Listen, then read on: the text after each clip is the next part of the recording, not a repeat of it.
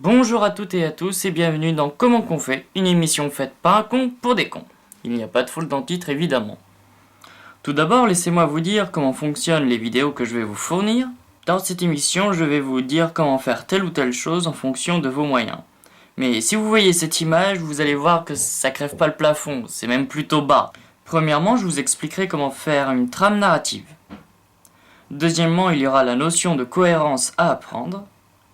Ma troisième partie s'intitulera Comment faire un bon scénario. Non, j'ai dit un bon scénario. Ma quatrième partie parlera du matériel à avoir. Je vous montrerai aussi dans cet autre épisode comment réaliser un bon tournage. Mais qui dit tournage dit forcément post-production, mais aussi distribution. Maintenant, attaquons-nous ensemble au vif du sujet, c'est-à-dire la trame narrative. Tout d'abord, qu'est-ce que c'est ? C'est tout simplement la base d'un court-métrage très compressé, contenant quelque chose que tout le monde, je dis bien tout le monde, a vu entre le CM1 et la première. C'est évidemment le schéma actantiel et le schéma narratif. Le schéma actantiel se présente comme ça.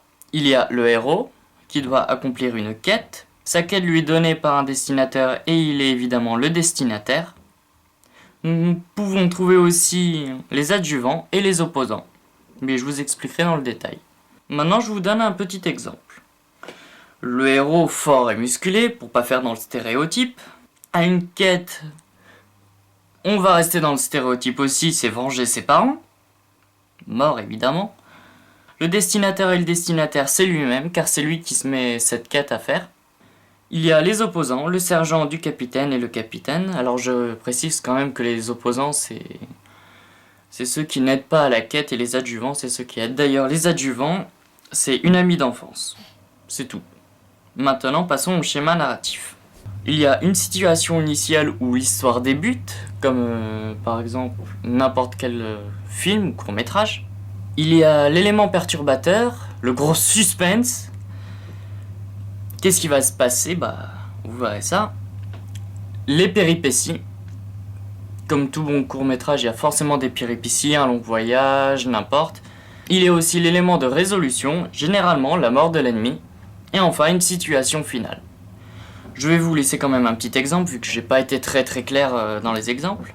En situation initiale, le héros vit tout seul avec une amie d'enfance. En élément perturbateur, il y a le capitaine tue les parents du héros. En péripétie, le héros fait un long voyage. En élément de résolution, il y a le capitaine qui meurt. Et en situation finale, le héros devient plus riche, devient plus con, a plein d'enfants, les revend au marché, redevient plus riche et meurt. Stéréotype, hein. Tout le monde fait ça pour gagner des sous, hein. C'est très connu. Attention cependant, dans cette première étape de la réalisation d'un film ou d'un court-métrage, il ne faut pas oublier de mettre toutes les caractéristiques des personnages. Le héros grand, fort, la fille un peu niaise, ou je sais pas, comme vous voulez, le capitaine musclé, mais qui n'a rien dans le cerveau. Hein. Un muscle de cerveau, comme dit l'expression. Il faut aussi mettre les rebondissements. Par exemple, je vous parlais des péripéties. Le héros fait un long voyage. Dans ce long voyage, peut-être que son ami va mourir, tout simplement. J'imagine déjà la scène hyper tragique avec les effets de lumière intenses. Enfin, vous allez voir quand je ferai le court-métrage à la fin de la première saison.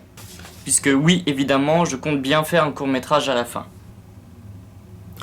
Voilà, maintenant vous savez faire une bonne trame narrative, donc je vous fais confiance. Entraînez-vous à fond et on se rejoint à la prochaine leçon, qui sera évidemment la notion de cohérence à apprendre.